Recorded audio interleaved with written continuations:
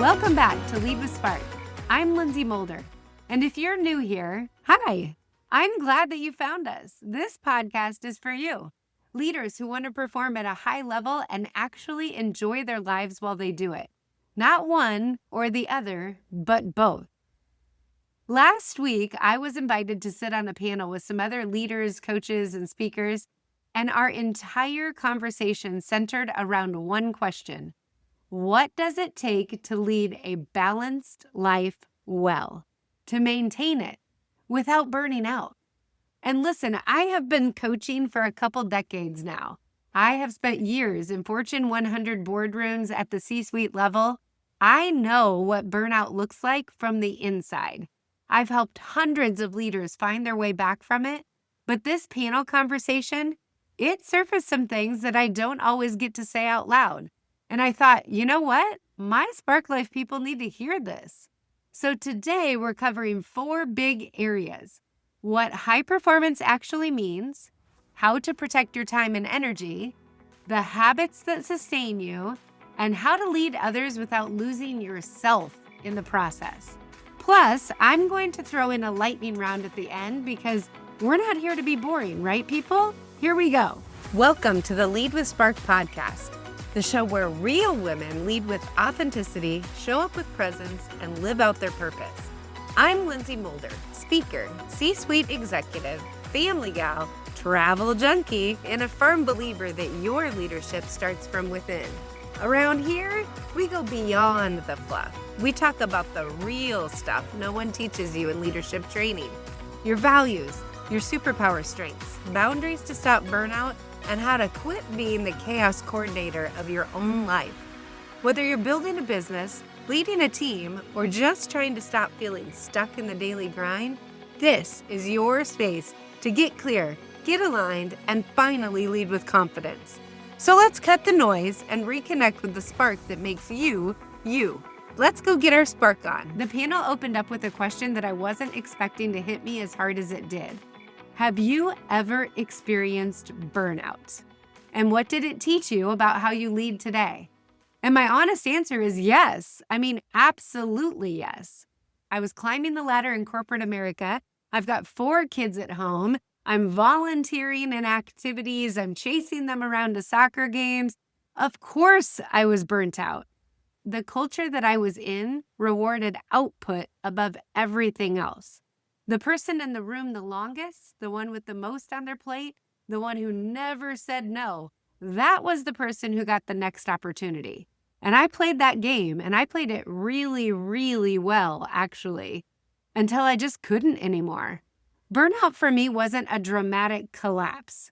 It was much quieter than that. It was the slow erosion of things that I used to love. It was my best thinking happening at 11 o'clock at night because that was the only quiet moment that I had had all day long. It was answering, hey, how are you? With busy. So many times that busy stopped feeling like an answer and started feeling like my identity. What burnout taught me was this. I had confused activity with impact. I thought that doing more was the same as doing better, but it's not. Those are 2 very, very different things. And the realization that hit me, that's the entire foundation of what I now do with Lead with Spark. Because here's the thing. We went there as a panel. We talked about what high performance even means. And the definitions that we all came up with was that most of us were trained to believe early on in our careers that high performance looks like output, titles, metrics, and the willingness to sacrifice everything else at the altar of results. Does that sound familiar to you? But I do not want to define it that way anymore. High performance to me is the ability to lead with clarity, show up consistently, and not lose myself in the process. Is that what you want too? I want it to be sustainable and rooted in my values. I mean, my actual values, not the laminated list on the wall that corporate puts up, but the ones that help you make decisions every single day. Here's a question that I want you to think about. If you disappeared from your role tomorrow, would your team know what you stood for? Not your KPIs, not your title, but your values, your priorities, the kind of leader that you actually were. That's what high performance is, and that's what high performance leaves behind for their teams. Our panel also tackled something that a lot of people dance around. Why do leaders struggle with balance even when they know that it's important? 2 words came up for me immediately: identity and permission. Most high-achieving women have tied their worth to their productivity. We learned early that being capable, available, and accommodating was how you earned your seat at the table. So when someone tells you to set boundaries, it doesn't land as wisdom, it lands as a threat to your value. Knowing that balance matters and actually giving yourself permission to prioritize, those are 2 completely different things. And here's the other piece. Without a defined set of non-negotiables, leaders default to saying yes because the boundaries were never made explicit in the first place. So you can't hold a line that you never actually drew. Think about it this way. You want your identity to be rooted in the type of leader that you want to be. And when you recognize that you're not being that person, then you can start to shift to redirect your attention to be the leader that you actually want to be. And to do that, you have to give yourself permission to say both yes and no. You're saying yes to the things that are most important to you, to the most important projects, to the most important people, and you're saying no to the things that don't level up or are going to cost you to not accomplishing what you're actually after. When we started to talk about boundaries that actually change things on the panel, we started talking about time and energy. And this one is near and dear to my heart because my entire non-negotiables framework exists simply because of this exact problem. People ask me what boundaries have made the biggest difference in my leadership, and I always say the same thing: the boundaries that I chose to make visible. Not the ones I said I had, but the ones that I actually put on the calendar, the ones that I communicated to the people around me, the ones that I held true even when it was uncomfortable to do so, the ones that allowed me to say yes to the people and the things that were most important. So let me give you an example. I have specifically designed how clients and prospects can access my time intentionally. I don't just have an open calendar that anyone can drop into at any hour. I have structure around how first meetings happen, how coaching sessions are booked, how inquiries come in. That's not being rigid. That's respectful for my capacity and for theirs. A boundary isn't a wall. It's a declaration of what matters most to you. I have the same thing with me time. I put affirmation time on my calendar. I schedule out blocks that give me creative time. I even have supper time on my calendar. And it's not because I want to be so strict and rigid. That's actually not my personality at all. But it's because I want to make sure that the things I've said yes to that rise to the top of my priority, they get first place on my calendar. Here's a phrase I keep coming back to. Energy management is more important than time management. We talk about time like it's our only resource, but time without energy is just hours passing by. I can have 8 hours blocked off for deep work, but if I've already been in back-to-back meetings for 3 to 4 hours before that, I'm not going to be doing my deep work. I'm going to be mentally exhausted. I'm doing the impression of deep work while I'm simply running on fumes. Know when you can do your best thinking and then protect that window like it belongs to your most important client, because it does. That client is you and your mission. For me, my mornings are sacred. I choose to not start my day in reactive mode. I started in intentional mode. That shift alone changed how I showed up for everything else. I start out with my devotions, then I do a little bit of grateful work, making sure that I put my mindset in the best place possible. And I have several other tasks like my affirmations and other things that happen before I ever sit down to actually start my quote work day. That's because I know that I need that to set the stage and to be able to make sure that I'm managing my energy throughout my entire day. The panel moderator also asked each of us to share a non-negotiables. And I want to be completely honest with you here because I think this question gets answered too perfectly sometimes. My non-negotiables aren't Instagram worthy. They're just mine.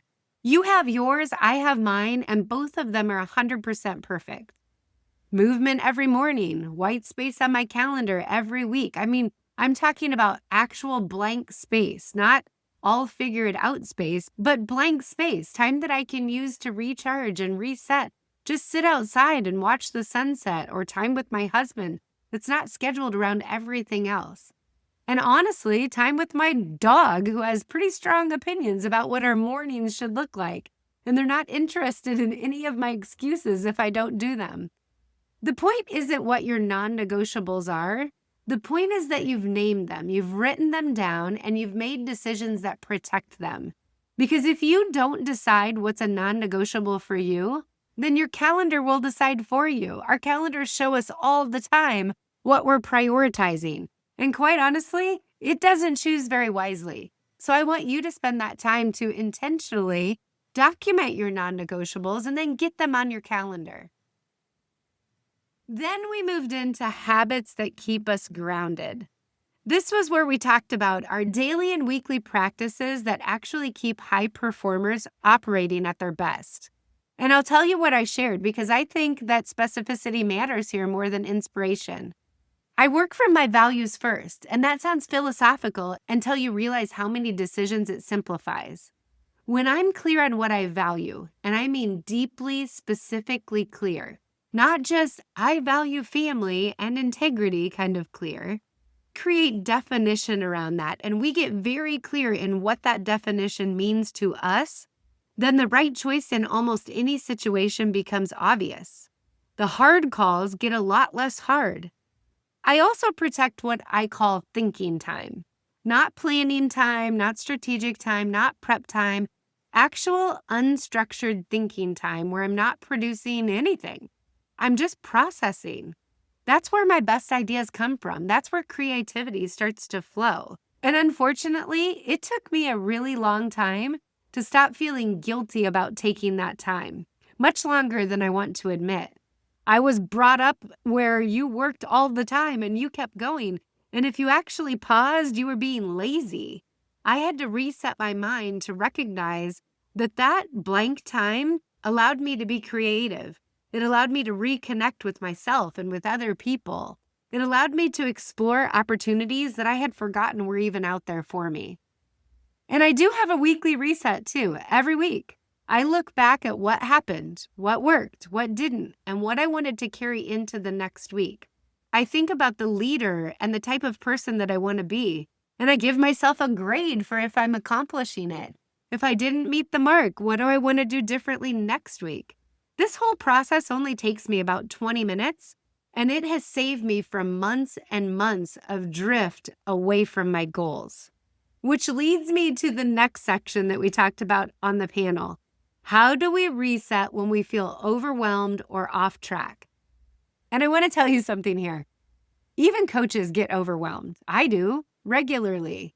Anybody who tells you differently is either lying or they're not doing enough. For me, the reset isn't dramatic. It might be a walk. It might be a conversation with somebody that I trust. It could literally be standing outside my front door for 2 minutes to watch the sunrise.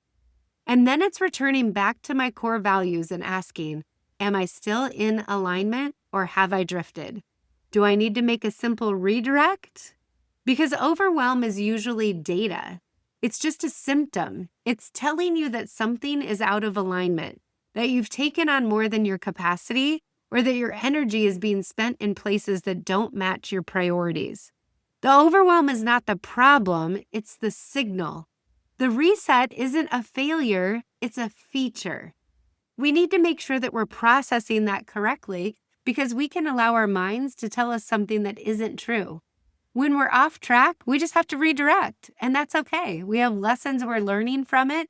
We have lessons and wisdom that we're now going to take into the future. On the panel, they also asked me about physical health, sleep, and mental wellness. And I'm not going to lecture you here because you know this already, but I will say it plainly. When you are depleted physically, your emotional intelligence drops significantly. Your patience shrinks. Your best thinking disappears. This isn't soft, it's strategic. Leaders who dismiss their physical well-being are leaving performance on the table. Full stop. Sleep is not a personality flaw. Movement is not optional. And protecting your mental health is not weakness. It's the foundation that everything sits on. Unfortunately, I learned this way too late in life. I actually went through most of my life not understanding how to actually sleep. I know that's crazy, but my brain was on hyperdrive, constantly thinking about the things I needed to do next week, the things that we were doing as a family, the activities that were taking place, and I didn't allow myself to shut down. I spent a greater part of last year figuring out a sleep routine that actually allowed me to get 8 hours of sleep a night. It's crazy how much difference that has made in my world. I wish that I would have figured this out 20 years ago because it would have actually made me a better leader, a better person, and it would have taken care of my physical health at the same time.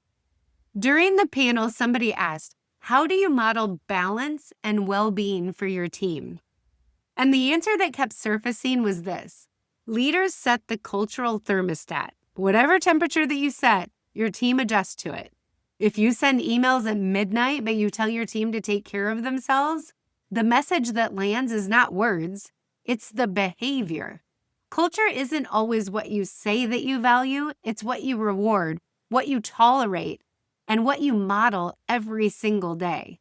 When somebody gets that midnight email, they believe that they should be emailing back at midnight also. So if you want a team that protects their energy and shows up sustainably, you have to go first. You have to be visible about your boundaries, not just hold them quietly behind closed doors. You have to say out loud, I am not available after 6 p.m. on Fridays, and then don't be available. Actually do it. Follow through with your word. This gives your team permission to set their boundaries also, and then show up on Monday morning as their best self. That is true leadership. From a consulting and organizational design perspective, the systems that prevent burnout aren't complicated, but they do require intention. Clarity of roles matter enormously. When people don't know where their work ends and somebody else's begins, they start to fill the gap with anxiety and overwork. Explicit expectations about communication. What's urgent? What can wait? What doesn't require response at all? Those things all reduce the ambient stress that quietly kills culture. And psychological safety to say, hey, I'm at capacity is not a nice to have. It's the thing that prevents good people from quietly burning out while pretending that they're fine. The last question was one that hit me the hardest. How do you give yourself permission to rest, reset, or step away? My word of the year last year was empower. This year it's courage. And I've had to wrestle with the fact that empowering others starts with empowering myself. Rest is not a reward for finishing. It's part of the strategy. You cannot build something meaningful on an empty tank. So you need to have the courage to give yourself permission that doesn't always come from outside of you. No one is going to tap you on the shoulder and say, hey, okay, you've done enough today. Now you can take a break. That permission is yours to give yourself.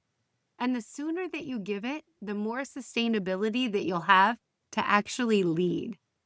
Okay, I'm going to close this episode with the way that we closed the panel, with a lightning round. It was 3 quick questions with 3 quick answers.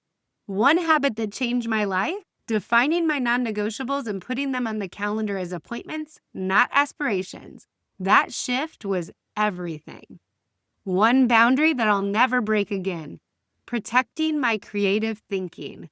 My best work doesn't happen in back-to-back meetings. It happens in the margins. And so now I start to guard those.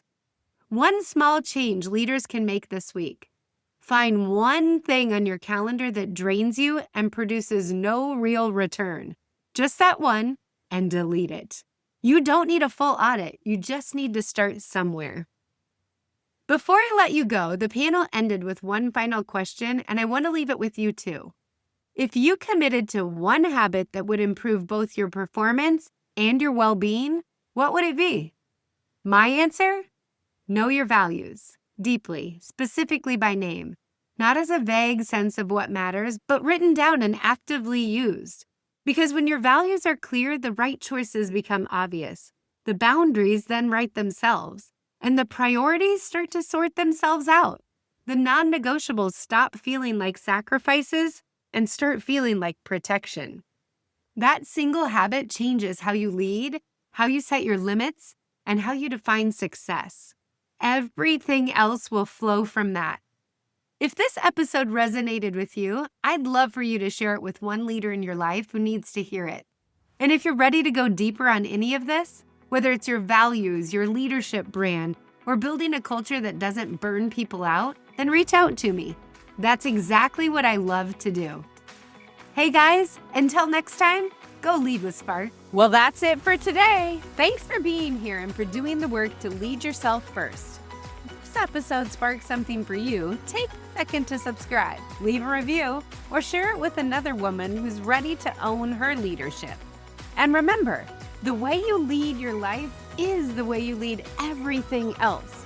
If you or your organization are looking for a speaker, an impactful workshop, or an executive coach, head over to lynseyMulder.com and let's connect.